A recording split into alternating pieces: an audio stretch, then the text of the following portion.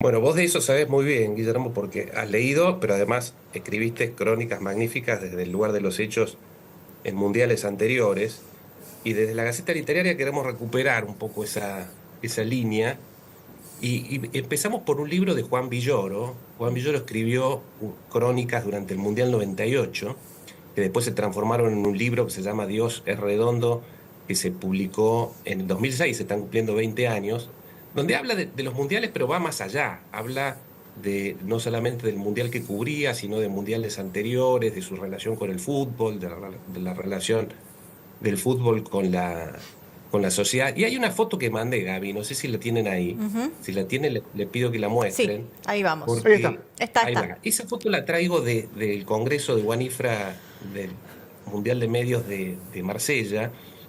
Fue tomada por periodistas de AFP en Gaza, ¿no? Que después de 2 años volvió el fútbol. Esto fue hace 4 meses.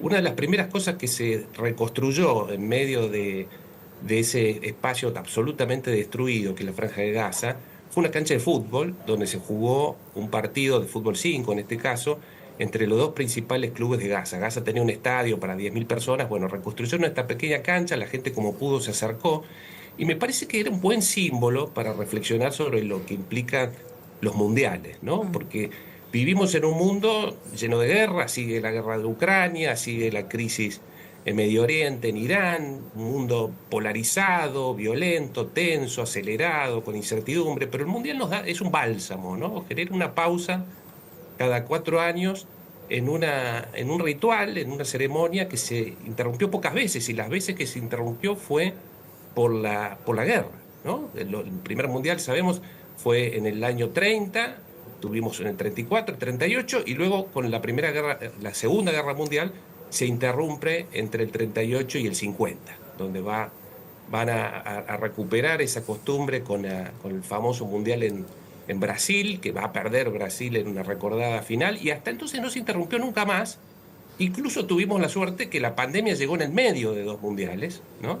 No llegó a interrumpir, y luego sobre el final de la pandemia jugamos ese último mundial en Qatar. Bueno, hablamos de eso en la Gaceta Literaria.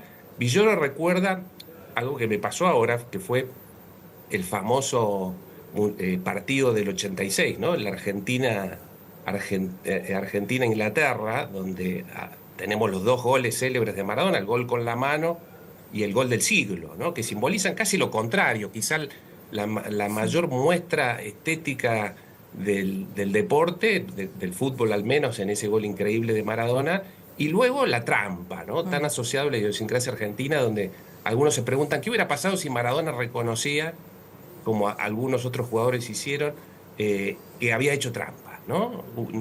Los argentinos hubiéramos admitido esa posibilidad por ser mejores, y aún 40 años después regalaríamos el goce, el placer, la emoción que nos generó ese gol y ese campeonato finalmente por esa posibilidad, ¿no? Bueno, son dilemas que aparecen, y yo lo conversé ahora en Marsella. Me tocó una mesa con el director de Folia de San Pablo, con el director de Vocento de España y con la directora del medio que tiene Gary Lineker.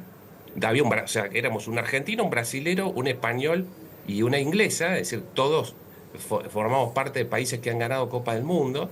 Y yo los desafié a pensar cuál era el mejor partido de la historia de los mundiales, y le decía a la directora del sitio de Lineker: lo jugó tu jefe, lo jugó Gary Lineker, ¿no? Gary Lineker era el 10 de Inglaterra en ese mundial tan representativo y tan simbólico, y en ese partido al que Ezequiel Burgo, un periodista, le dedicó un libro que se llama El Partido, que ahora se transformó en película y que se está dando en estos días en los cines en la Argentina.